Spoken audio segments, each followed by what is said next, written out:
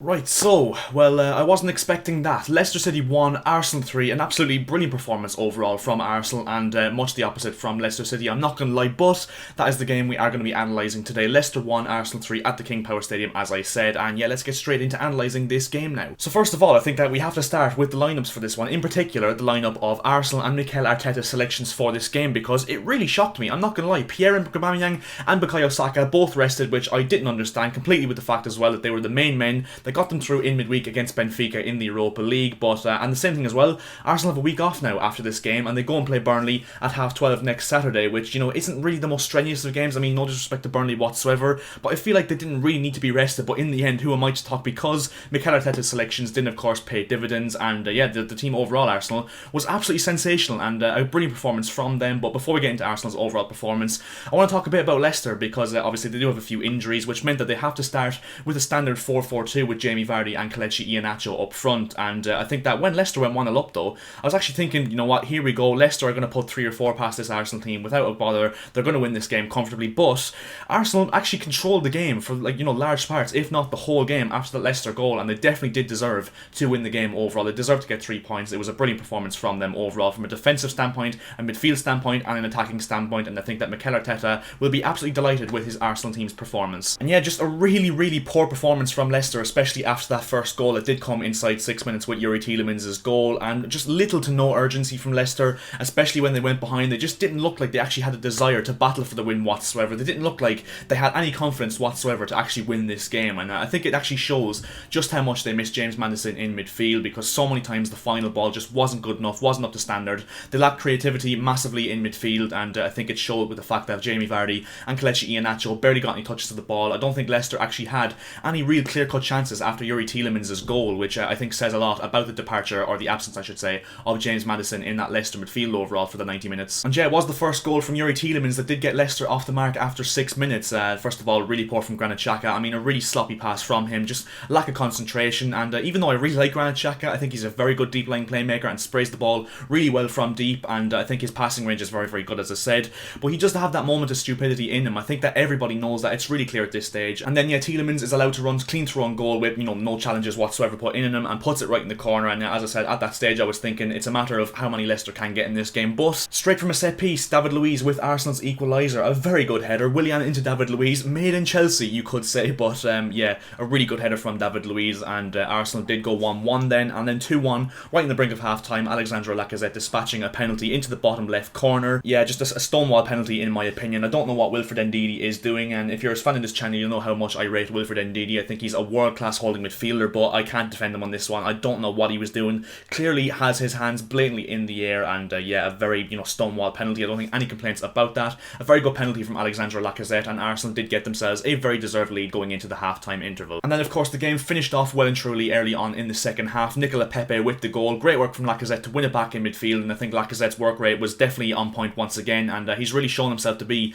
a very important player in terms of link up to this Arsenal team around him up front. Ball reaches Willian eventually, who squares it across to Nicolas PEPE to obviously tap it in, and overall a really good performance from the Arsenal front four, especially without the likes of Bukayo Saka and Pierre-Emerick Aubameyang. I mean, first of all, Nicolas PEPE was absolutely brilliant, caused Leicester problems for the whole 90 minutes, looked electric, and yeah, Arsenal fans will now want to see that from him on a consistent basis. But yeah, I think the main thing to actually describe his game today was the fact that Leicester's left back in Luke Thomas, a young lad who, you know, is a decent player. I've seen him play a few times for Leicester, and he is quite a decent player, but he got the runaround from Nicolas PEPE in the first half, and I think there's a reason why he was taken off at half time, and you could see that coming because he was on the booking, and yeah, as I said, Nicolas PEPE just had him on absolute string. So yeah, I think that Nicolas PEPE was probably my man of the match, I'm not gonna lie. And as I said, if I was an Arsenal fan, which of course I'm clearly not, but if I was, I would want to see that on a consistent basis from Nicolas PEPE, because I've maintained for so long on this channel, I think he definitely has the ability. It's just about giving it on a weekly basis, and yeah, hopefully now for Arsenal fans we can see that from them. And speaking of inconsistent, of course we all know about the inconsistency of Willian in his Chelsea career, and it's not even, he's actually been consistent this year, consistently terrible, and for some reason he just decided to look alive today. I don't think it's any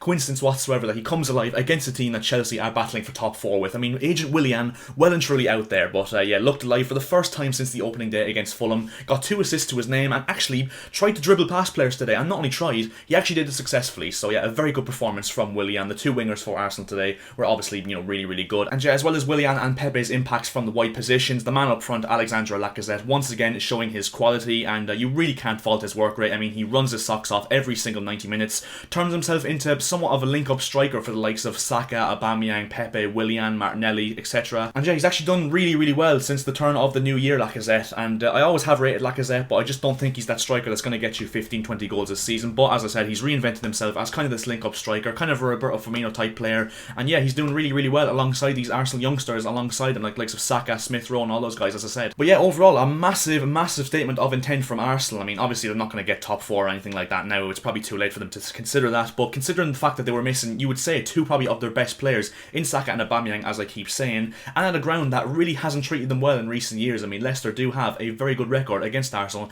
at the King Power Stadium, so I think it was a massive statement of intent for Arsenal to go there without arguably the 2 best players and, you know, put on a show and really, you know, dominate Leicester, because I really think they actually outplayed Leicester for the full 90 minutes today. But yeah, back onto Leicester. I mean, is this the start of the Leicester collapse like we saw last season around Christmas time or New Year's, or, you know, around January time? Leicester were cruising in the top 4, looked absolute certainties for it, and completely fell off the boil and bottled it right well and truly. Could we be seeing the start of that again? Because it makes you wonder, because they were very, very poor today, as I said, and also as well, I think that I don't blame them for whatsoever. Injuries are starting to appear, because first of all, James Justin ACL out to the end of the season, Wesley Fofana, James Maddison, even Dennis Pratt, who's a good squad player, and now Harvey Barnes, who unluckily was taken off early on in the second half today. So I think that they'll probably still get it, in my personal opinion, but I think they will struggle without those key players in their team, especially if they are going to be long-term injuries, and especially as well with the likes of Ndidi, Sionchu, you know, those kind of players who have been injured. If they were to get a few more injuries, I think it would look, you know, very shaky, especially with the fact that Chelsea look a lot better now under Thomas Tuchel, West Ham look completely resilient, Everton looking really good under Carlo Ancelotti, and you think even though Liverpool have fallen off the boil in recent months, they will get back to their form eventually. So yeah, maybe worrying times for Leicester, but maybe not at the end of the day, because of course it probably may be just a once-off, and as I said, I do still think they will get top 4. But yeah, to conclude this video, we'll look at the league table now. Arsenal now only 3 points away from that 40-point safety barrier, which of course they need to survive relegation this season, but not in all seriousness.